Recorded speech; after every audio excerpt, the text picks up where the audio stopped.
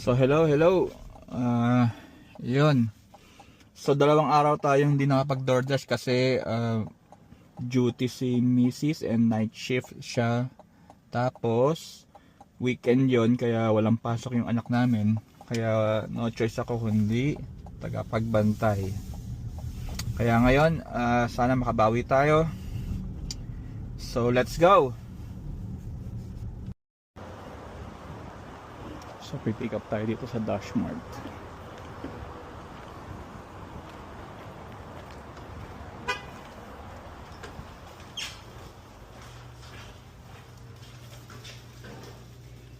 Hi, for Latifa.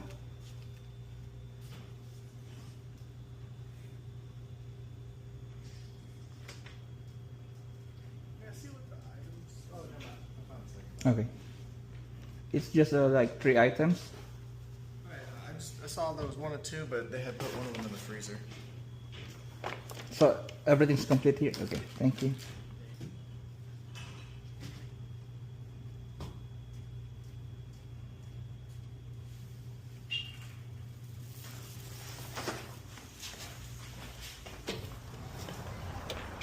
So yun, nag-pick up tayo kanina sa Dashmart.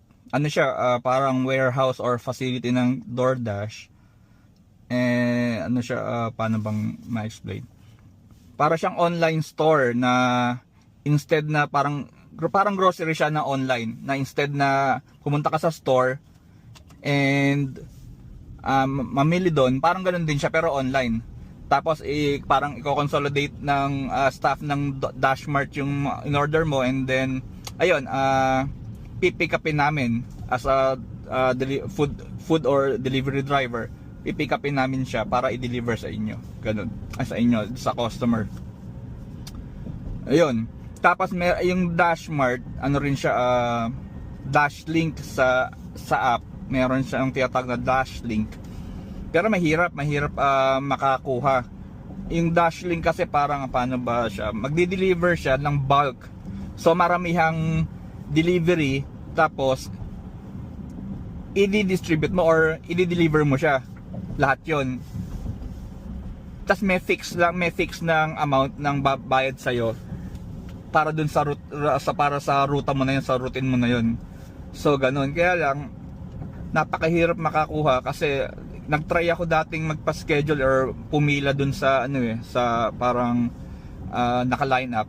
Pang ano pa ako, kumbaga for example, mag-open siya ang schedule mag-open ng 6 PM. So nakaabang na ako ng 6 PM. Once na magpa-reserve ako or pumila ako sa lineup, nasa na agad ako sa mga 100 or 200 plus. So ganun karami talaga yung nag-aabang. Kasi maganda naman talaga. Kumbaga may ka na agad, may kumbaga sure na ganito yung amount na makukuha mo. Tsaka malaki yung amount din, malaki. Nasa hundreds talaga, 150, 200, mga ganyan.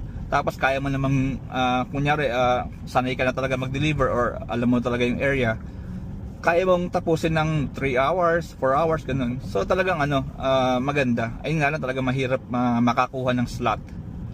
Talagang ayun, tsaka medyo malayo sa akin yung eto nga sa 4 miles kanina sa kalagitnaan pa lang ako. So medyo malayo din sa akin yung Dashmart na facility ng DoorDash. Ayun, kaya eto, deliver na lang tayo. Ayun lang. Additional info pa pala, eto kasing offer na to nasa mga 9 miles. So from the location where I accepted the offer going to Dashmart, nasa siya, parang 6 miles. Ganun. Tapos from Dashmart going to the customer, nasa siya, parang 5 miles, ganun. And nung initial offer, nasa 9 miles lang So nag-exceed siya ng mga 2 miles, ganyan. Usually pagka mga 1 mile ang nag-exceed, tinotolerate ko lang, hinahayaan ko na lang. Pero pagka mga 2 miles na enough, yun, tinatawag ko talaga siya. Ang kagandahan sa DoorDash, pagka ganong mga concern mo, papapiliin ka kung are you willing to proceed with the delivery and finish it, ganon, or Do you want me to cancel the delivery? So pagka nasa iyo na yung order, pagka sabi mong kakancelin, wala kang magagawa. Nasa sa'yo na yan kung gusto mong i-dispose yung order or kainin mo, nasa sa'yo na yun, ganun. Tapos babayaran ka pa nila ng half pay. Pero pagka nag-proceed ka naman, if you're willing to proceed with the delivery and complete the delivery, aside dun sa kumbaga agreed na offer na binigay sa yung amount, half pay nun ibibigay pa sa'yo. For example, dito, ang initial amount nung inaccept itong offer is $13 eh. So nung sabi ko willing naman akong i-complete yung delivery, yan, binigyan ako ng half pay. Binayaran na ako agad ng half pay, which is $6.50. So in total nasa $19.50 siya. So sulit na sulit talaga. Yun, ang isa pa sa kagandahan ng DoorDash. Kumbaga yung mga ganong mga ano nila, proseso. Yun lang.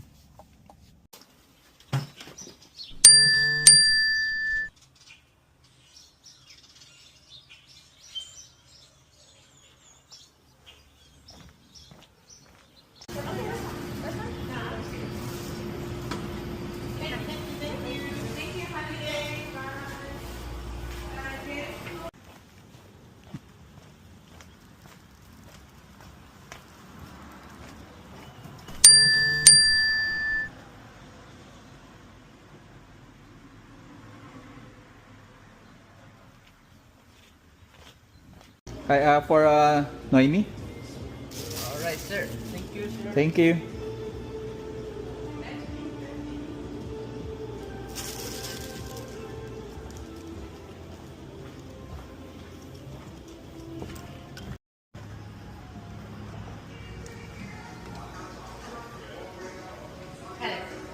Hi.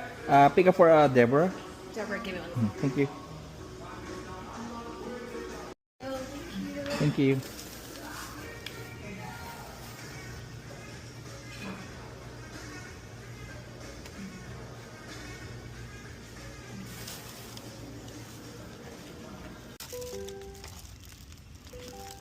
Hi, for Noemi.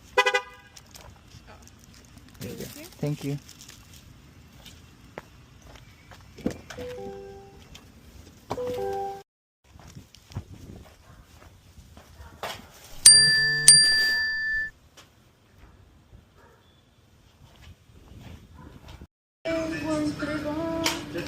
You say Britney?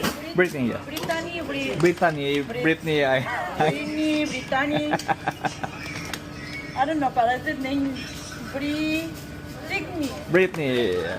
Brittany K. Oh, write it Brittany. Yeah. Right. By its pronunciation, Yeah. Britney. Brittany here. Thank you. English. You understand English? Britney. Thank you, sir. Thank you. Brittany.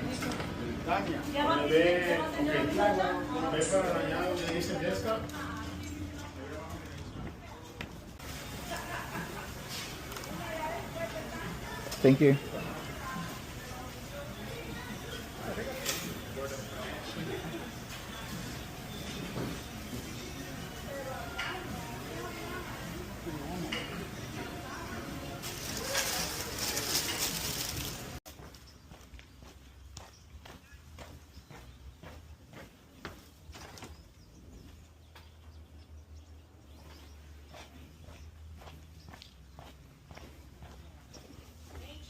Thank you. Have a good day.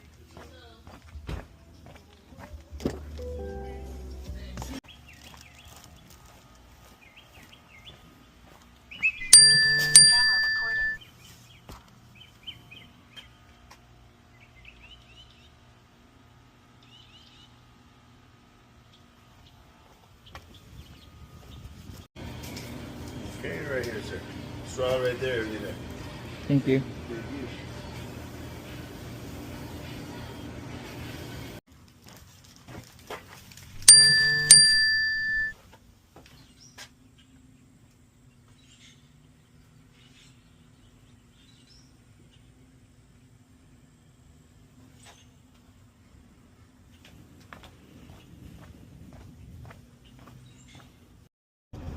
So ayun, nag-endash na tayo. Maganda biyahe natin ngayon, Lunes na Lunes, maganda biyahe. So DoorDash naka 42 tayo. And included na dun yung half pay na additional dahil dun sa excessive mileage kanina. So, yun, 42. And then sa Uber Eats, nakadalawang biyahe tayo, 16. Kasi yung una, 10.99.